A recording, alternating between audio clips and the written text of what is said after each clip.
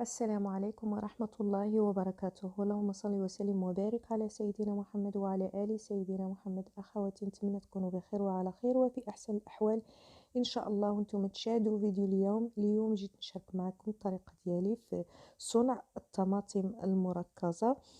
كما كتشوفوا هنا عندي الطماطم، يعني الكمية اللي بغيتو ديروا. بهاد الطريقة هذه كتجي بحال الطماطم المركزة اللي كتباع يعني في المتاجر. كما كتشوفوا غادي نقطعها هكا، انا قطعتها على 4، يمكن لكم تقطعوها هكا رقيقة باش دغيا طيب هكا بالقشور ديالها. غير نغسلوها مزيان ونعقموها، يعني نغسلوها بالملح هكا والماء ونخلوها تقطر ونقطعوها هكا بهذه الطريقه. انا كنضيف ليها حتى القشور ديال الطماطم، كنجمعو مع هكا ملي كنستعمل هكا المطيشه نقشرها، كنحتفظ هكاك بالقشور في فريغو، كنجمعو كنحتفظ. كتجي به بعض المرات كندير غير داك القشور، كتجي به احسن عاد. المهم بعد ما قطعتها الطماطم على هكا بهذه الطريقه، غادي نضيف لها داك القشور وغادي نخليها طيب على نار يعني مهيله، ما نجهدوش عليها العافيه باش تطلق الماء ديالها. راها كطيب غير بالماء ديالها. ولا لقيتو ديك المطيشه اللي كتكون طوليه على شكل طولي، هذيك كتجي بها الطماطم المركزه احسن. كاينين بعض البنات او بعض الاخوات اللي غادي يقولوا علاش هاد العدد كامل وعلاش هاد التماره كامل وهاد الوقت كامل، لان كتشد الوقت. غادي نشريوها هكاك واجده، لان كاينين الناس ما كياكلوش هاد الطريقه، يعني غادي تنفعهم ان شاء الله. نتمنى انهم يستافدوا او تنفعهم هاد الطريقه هذه. كاينين الناس يعني ممنوعين انهم ياكلوا هكا شي حاجه فيها مواد حافظة أو اللي كتكون مصنعة. هاد الطريقة هذه يعني كتكون طبيعية وآمنة، تصنعيها على يديك في البيت، كتعرفي شنو كتاكلي وكتعرفي يعني شنو درتي.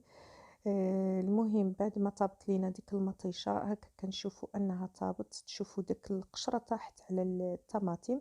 صافي غادي نطحنوها، يعني تحاولوا تخلوها تشرب مزيان باش تسهل عليكم في ملي طيبوها للمرة الثانية انها دغيا كتشرب. وصافي كنصفيها هكا باش داك القشور يبقى لي هكا في الصفاي، وداك الزريعه كذلك تبقى هكا في الصفاي. كنحاول نصفيها كامل ديك الكميه كما كتشوفوها، هو القشور ديالها وديك الزريعه كنحيدها كامل. وكنرد هاد الطماطم هادي. هاد الطماطم يعني ما طيبش بزاف، حاولوا تختاروا يعني الحبه تكون حمراء وطيبه بزاف هكا باش يكون اللون مركز اكتر في الاحمر، وما يكونش فيها الماء بزاف دغيا غادي تساعدكم. وكما قلت لكم الاخوات، الا لقيتو ديك المطيشه الطوليه او اللي كتكون طويله كتجي احسن. يعني في اغلب الاحيان انا كهذيك اللي كنستعملها، او ديروا ديك الطماطم الصغيره او طوماط سوريز، حتى هذيك كتجي زوينه. ايوا المهم غادي نعرض ديروها في الطنجره تكون ثقيله، من الاحسن تكون طنجره الضغط كما كتشوفوا، لانها كانت عندي عامره حتى الفوق كما كتشوفوا الحديد ديالها فين كانت. وبدات كتنقص، نقصت عليها النار وكنحاول نقابلها، يعني ما تخليوهاش باش ما تلصقش لكم في القاع ديال الطنجره. وملي كتشوفوا انها بدا كيتركز، يعني الطماطم كتركز وكتشرب داك الماء، حاولوا ما تبعدوش عليها، تبقاو تحركوا فيها باش ما ديرلكمش ريحه الحريق تلصق في القاع ديال الطنجره ودير ريحه الحريق. كما كتشوفوا بعد ما شربت كامل، بغيتو ديروها يعني مركزه اكثر تخليوها تشرب اكثر، وبغيتو ديروها شويه جاريه تخليوها يعني هكاك. يعني عينكم ميزانكم.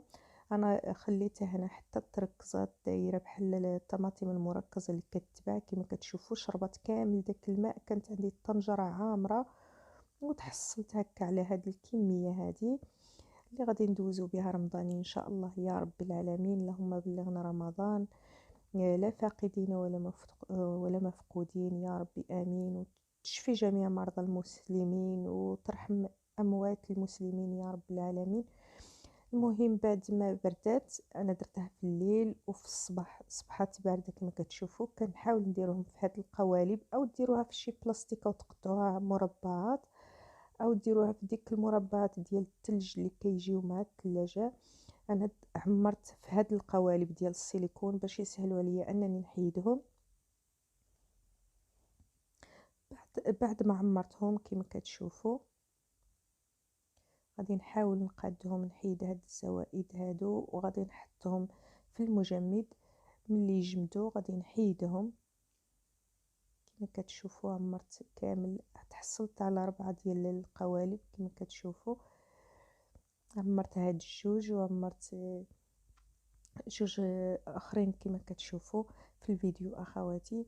ونتمنى هاد الطريقه تنال الاعجاب ديالكم وتستافدوا منها وتبارطاجيو مع الاخوات اللي كيكونوا مرضين ما كياكلوش يعني الحاجه اللي كتكون فيها المواد الحافظه.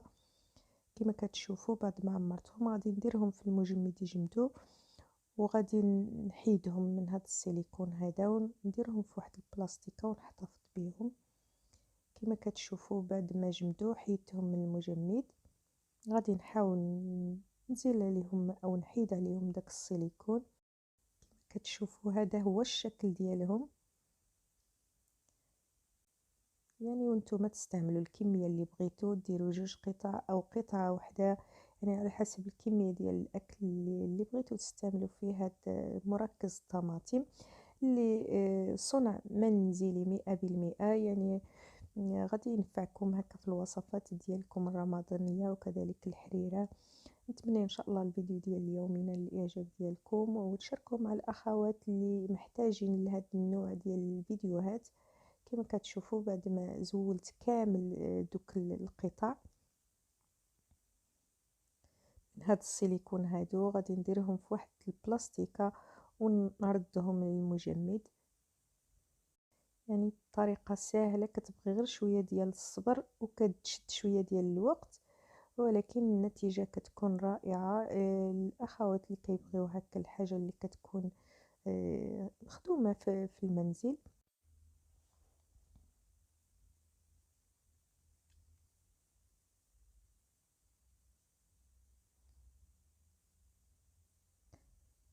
وصافي بعد ما زولتهم كاملين من القوالب ديال السيليكون غادي نديرهم في واحد البلاستيكه ونحتفظ بهم في المجمد. ملي كنبغي نستعملهم كنحيد واحد القطعه يعني او قطعتين يعني اللي محتاجاه في الاكل ديالي. كما كتشوفوا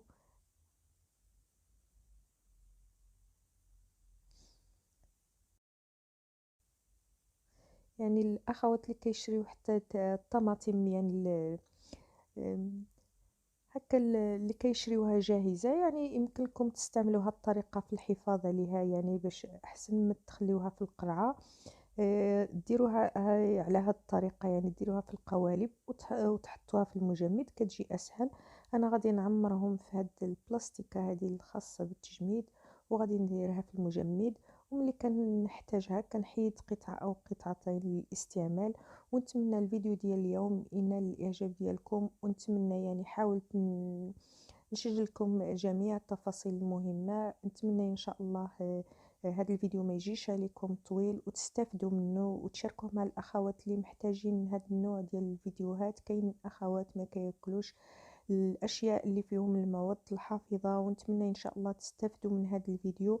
والى فيديو قادم ان شاء الله. ودمتم في رعاية الله وحفظه، والسلام عليكم ورحمة الله وبركاته.